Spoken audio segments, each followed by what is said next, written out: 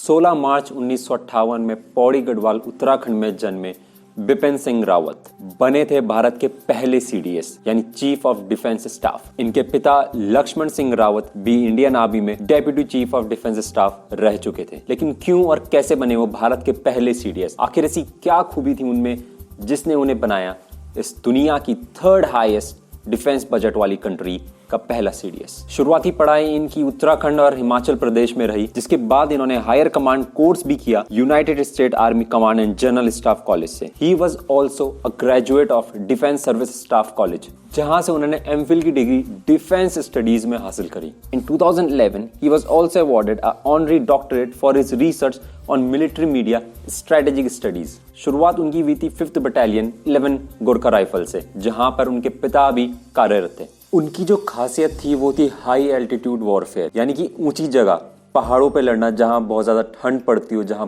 बर्फबारी होती हो। और दूसरा इंसर्जेंसी को काउंटर करना, यानी कि बगावत को रोकना। कहीं पर भी अगर कोई रेबेलियस ग्रुप पोटेंशियली थ्रेट बन सकता है इंडिया के लिए तो उसे रोकना। ड्यूरिंग हिज होल करियर उन्होंने बहुत सारे ऑपरेशन सक्सेसफुली ऑपरेट किए हैं, जैसे कि 1987 में जो चाइना के साथ मैकमोन लाइन पे स्टैंड ऑफ हुआ था इंडियन आर्मी का, वो इन्हीं की बटालियन थी। 4 जून 2015 को मिलिटेंट्स ने मणिपुर में भारतीय जवानों पर हमला किया था, जिसमें 18 जवान शहीद भी हुए थे। भारत ने पहली बार श्री नरेंद्र मोदी की मंजूरी के बाद फॉरेन लैंड्स में सर्जिकल स्ट्राइक करने का प्लान बनाया, और ये थी भारत की पहली surgical strike on foreign lands. और परस्यू इस ऑपरेशन का नाम रखा गया और इस टास्क को असाइन करा गया 21 पैरा को, जो कि एक्सपर्ट होते हैं जंगल वॉरफेयर में। और इस ऑपरेशन को लीड करने वाले भी जनरल बिपिन रावत ही थे। अब क्योंकि शुरू से ही इन्हें हारमोनियम बजाने का शौक था, तो उरी हमले के बाद 2016 में पाकिस्तान में जो सर्जिकल स्ट्राइक हुई थी, उसकी प्लानिंग और एग्जीक्यूशन में इनका बहुत बड़ा रोल था। He has protected us from northern and eastern insurgency as well। 17 दिसंबर 2016 को ये बने चीफ ऑफ आर्मी स्टाफ। आपको बता दूं कि भारत की मिलिट्री को 3 भागों में बांटा गया है, आर्मी, नेवल और एयर फोर्स। आर्मी के चीफ को जहां जनरल कहा जाता है, वहीं नेवी के चीफ को एडमिरल और एयर चीफ को एयर चीफ मार्शल कहा जाता है। अब सवाल आता है कि भारत को जरूरत क्यों पड़ी सीडीएस यानी चीफ ऑफ डिफेंस स्टाफ की? बता दूं कि सीडीएस किसी भी कंट्री के मिलिट्री का हेड होता है, यानी तीनों आर्मी, नेवी और एयर फोर्स उसके अंडर में होगी। And he make sure a flawless coordination between all 3। बात है 1999 कारगिल वॉर की। वॉर तो हम जीत गए थे पाकिस्तान से, लेकिन ये ऑब्जर्व किया गया कि हमारी आर्मी में कोऑर्डिनेशन अच्छा नहीं था।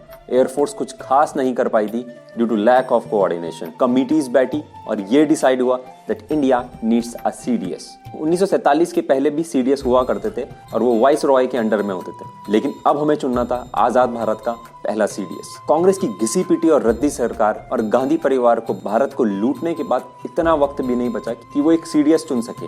But Modi government had a clear vision, लेकिन विजन इस बार कुछ ज्यादा ही अलग था। NSA national security advisor Ajit Doval और बिपिन सिंह रावत ने मिलकर प्लानिंग करी मिलिट्री को डिप्लोमेसी में डालने की। वो जानते थे अगर भारत को एक सक्सेसफुल कंट्री बनाना है, एक दबदबा भारत का बनाना है, तो भारत की मिलिट्री को डिप्लोमेसी में डालना ही पड़ेगा।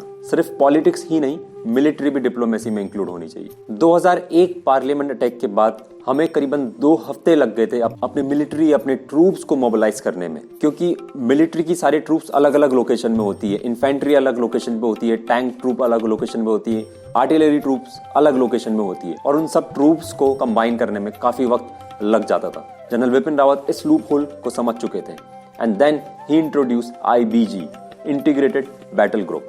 इस कॉन्सेप्ट के अंदर 5000 सोल्जर्स का एक ट्रूप बनाया जाता है जो कि एक मिनी आर्मी की तरह एक्ट करता है। इसके अंदर इन्फेंट्री, आर्टिलरी, टैंक्स सबका एक छोटा छोटा सेगमेंट रखा जाता है, और ये ग्रुप मोबिलाइज हो सकता है 24 से 48 घंटे में किसी भी लोकेशन पर। चाइना और पाकिस्तान को ये लगता है कि जितनी बार वो भारत पे अटैक कर रहे हैं, उतनी बार वो भारत को कमजोर बना रहे हैं, but they are only making us better and refined. जो हमारा वॉर हुआ था 1962 में चाइना के साथ, मिस्टर बिपिन रावत उसे स्टडी कर चुके थे और उन्होंने ये पाया कि हमारी एफिशिएंसी में गड़बड़ है। हमारे पास बेटर ट्रांसपोर्ट नहीं है, बेटर रोड्स नहीं है और बेटर इक्विपमेंट्स भी नहीं है। And he started working on better roads, better transport and providing fuel more efficiently. He changed the artillery system of India. After the Bofors scam, जिसको करने का आरोप लगा था कांग्रेस पार्टी और तब के प्राइम मिनिस्टर श्री राजीव गांधी या राजीव खान या राजीव एंटोनियो, आप चाहे जो भी कहें, उस स्कैम के बाद मिलिट्री को आसान नहीं लगा अपग्रेड करना अपनी आर्टिलरी सिस्टम को, बट मिस्टर रावत इंट्रोड्यूस वज्र, made in India itself, developed by L&T। जिसने भारत के बॉर्डर को और ज्यादा सुरक्षित किया।